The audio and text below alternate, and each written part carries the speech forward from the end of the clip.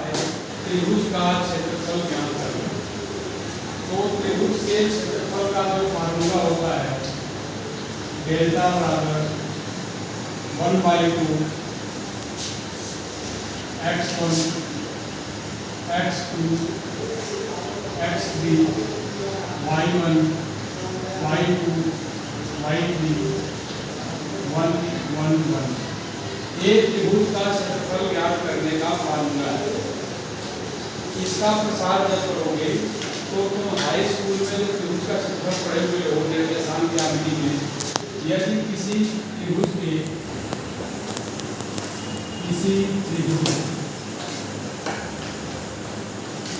A B C का शीर्ष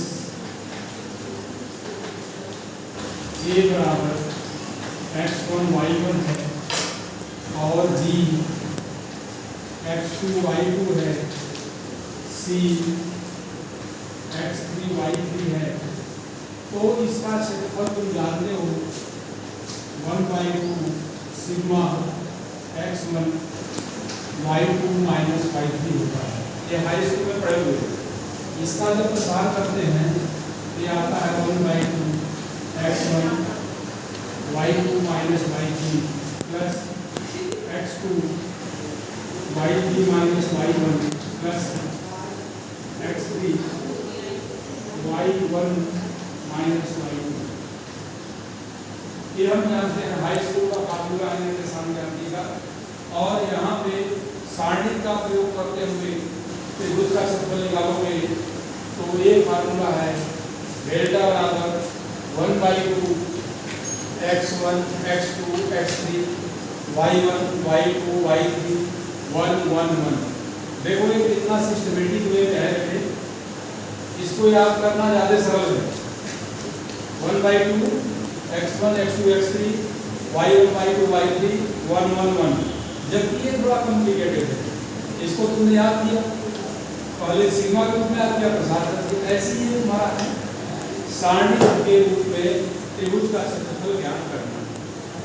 ठीक है, त्रिभुज का क्षेत्रफल बराबर होगा 1/2 x1 x2 x3 y1 y2 y3 1 1 1। और इसका जब प्रसार करोगे तुम किसी के सापेक्ष, जैसे इसके सापेक्ष को तो यही आ जाएगा, करके देखो। यहाँ जब प्रसार करोगे क्या आएगा 1/2, इसके सापेक्ष करो प्रसार तो यहाँ आएगा x1, देखो y2 minus y3 a plus, इसको छोड़ो इसको छोड़ो, y2 माइनस y3 प्लस, अब ये माइनस हो जाएगा माइनस x2, तो इसको छोड़ो इसको छोड़ो, y1 माइनस y3 और इस माइनस को यहाँ भेज दोगे प्लस करके, तो प्लस से माइनस हो जाएगा y3 माइनस y1 जो कि यहाँ लिखा होगा प्लस x3, इसको छोड़ो y1 माइनस y2। तो हम एक तरह से देख रहे हैं त्रिभुज का क्षेत्रफल हम सारणी का प्रसार करके भी ज्ञात कर सकते हैं।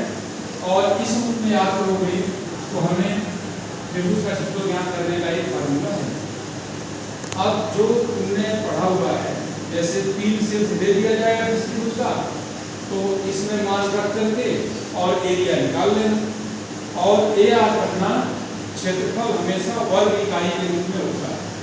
जो यूनिट दिया हुआ है उसका मान जो आएगा उसको लिखोगे वर्ग इकाई के रूप में। ठीक।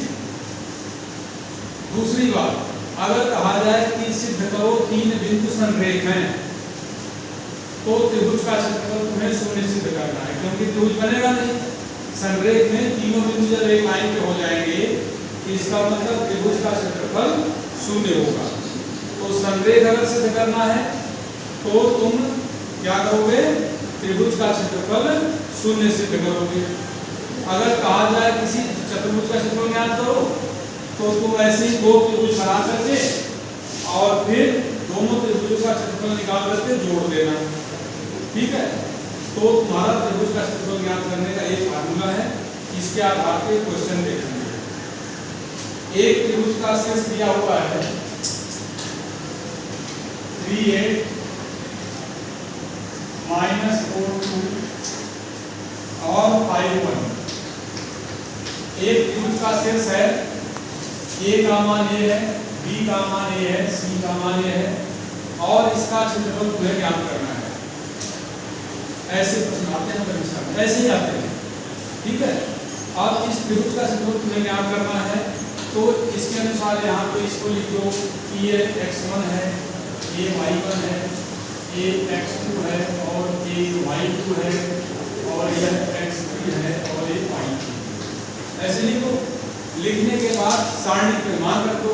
हम जानते हैं त्रिभुज का क्षेत्रफल बराबर 3 -4 5 x1 x2 x3। पहले फार्मूला लिखना, त्रिभुज का क्षेत्रफल बराबर 1/2 x1 x2 x3 y1 y2 y3 1 1 1। फिर उसमें मान रख दो, तो x1 हो गया 3 और x2 हो गया -4 x3 हो गया 5 y1 8 2 1 1 1 1 और कर दो इसका प्रसार जैसे तुम चाहते हो इसके हिसाब से। हम चलो इसी पे कर देते हैं, ये 3 आ जाएगा, इसको छोड़ो 2 -1 -1 ऐसे ऐसे, ठीक है। -4 -5 फिर इसको छोड़ो ऐसे, +1 ले लो, -4 -10 भाई ये तो माइनस होगा बस, और एक 5 में 10 माइनस हो जाएगा। ये आया 2 में से गया 3 और एक 5 4 9 9 में 72 और एक -14 तो एक 72 3 75 हो गया -14 एक और एक 7 61